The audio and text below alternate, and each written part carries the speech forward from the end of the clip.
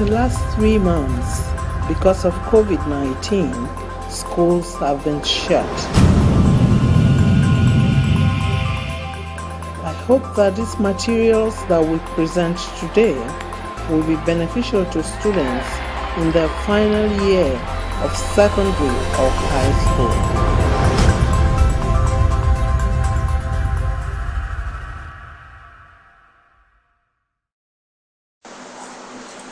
We are all welcome to today's biology class, and we are still on our topic reproductive behavior.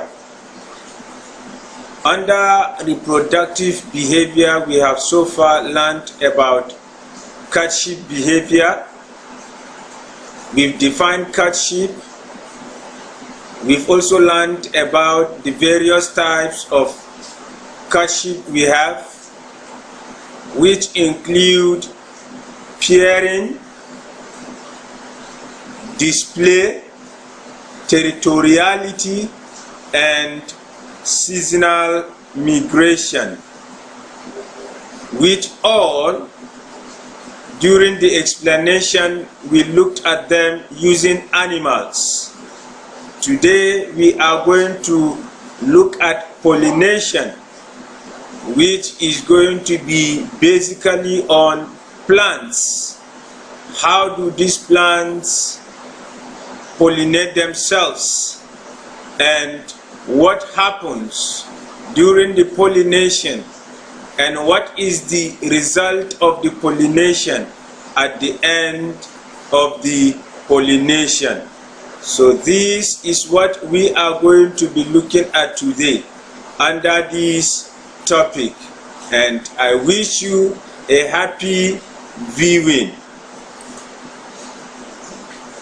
Today we are going to be learning about these 3 points here that you are expected to know or understand by the end of today's class. The first one is the definition of pollination. The second one is to be able to mention the basic types of pollination, and thirdly, to be able to also list and explain the various agents of pollination.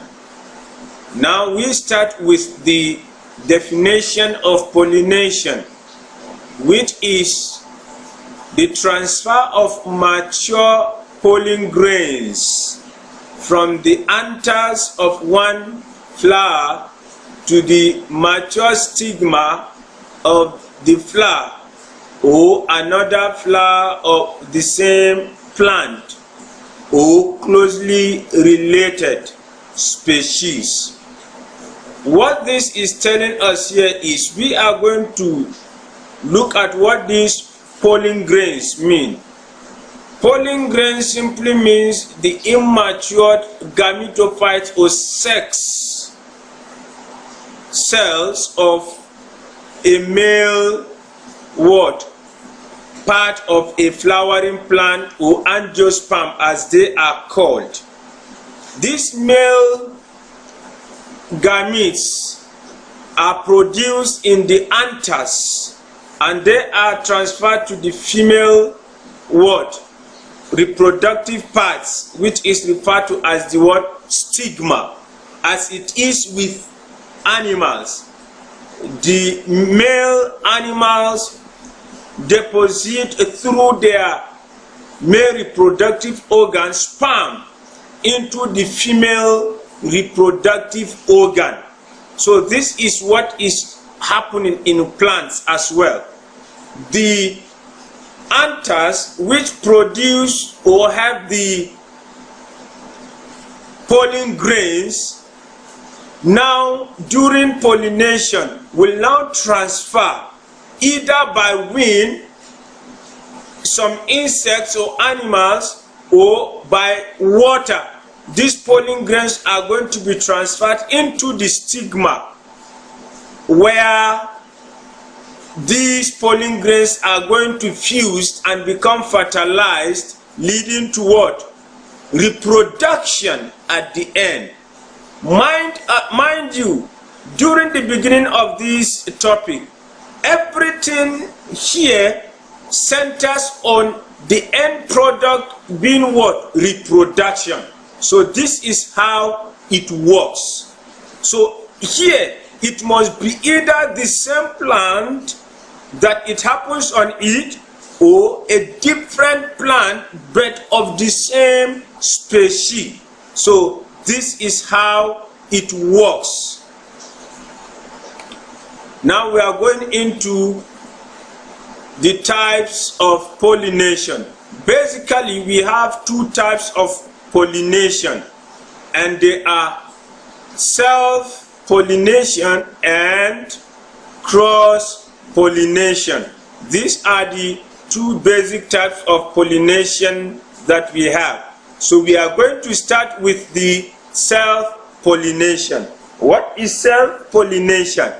Self-pollination is the transfer of mature pollen grains from the anther of a flower to the stigma of the same flower, or to that of another flower of the same plant. For instance, in pea plants, cotton, tomato, and so on. For self-pollination to take place, only one parent plant is involved in this. That is self-pollination. So this is what it happens. The next one is cross-pollination. Cross-pollination is the transfer of mature pollen grains from the anther of a flower to the stigma of a flower of another plant of the same or closely related species. Examples: we have Pride of Barbados, Morning Glory, hibiscus. For cross-pollination to occur, two parent plants are involved. That is unlike the self-pollination where only one parent plant is involved. Here we have two different plants or parent plants fusing together through their what? Gametes or reproductive gametes or cells. The next thing is the example of what we have so far learned under self and cross pollination. If you look at this diagram carefully, you see that we have labeled the plants plant A and plant B. And if you look at them, they are also labeled. Each and every plant here has anther, stigma, anther. Then the same thing here. You see all these things. So here, this is, you look at this arrow from here to this place. This is what? Cross pollination. From plant A to what? To plant B. Pollen grains are transferred from the anther in plant A down to the stigma in plant B, meaning two parent plants are involved here. That is, in other words, cross-pollination. So this is how it works. Then if we come to self-pollination, we use plant B. You see the arrow from here, from the stigma and from the anther to the stigma here. If you follow the arrow properly, you look at it, it is written here, self-pollination. The same thing here. So pollen grains have been transferred.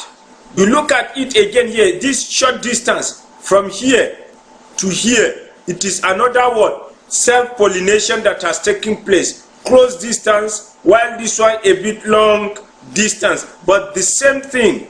happening. That is what?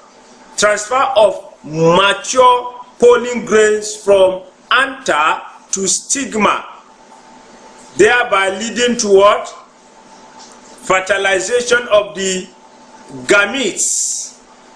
Then reproduction will now what? Set in. This is a diagrammatic explanation or pictorial detailed explanation of the self and cross pollination. So this is how it works. We have sample questions here. Under this, you might be asked to what? Give the meaning of pollination and how does water work in pollination. Then the next thing is self and cross pollination. You might be asked, what is self and cross pollination? These are some of the questions you might be what? Asked. But before then, let's look at this. That is agents of pollination. We have different agents of pollination, which include water, wind, some animals, all these. For instance, insects that feed on some of these plants. When they feed, they what? They transfer some things on to the next plant they are going to land on. So this is how they all function. For instance, in the case of water, when it rains, sometimes the water that flood will not be able to transfer some things, that is pollen grains, from anther of some plants to the stigma of some plants. That is how it works in the case of water. And again, in the case of wind, when the wind blows, the wind carries away the pollen grains that are matured from the anther of a flowering plant or an angiosperm to the stigma of the same plant or different plant, but of what? The same species, thereby leading to what? Fertilization and subsequently reproduction. So this is how it works under the what? Various agents of pollination that we have so far listed in our explanation. So with this, we've come to the end of today's class, and I hope you've learned something today, and I am also eager to be with you during our next class. Stay blessed till we meet next. Thank you.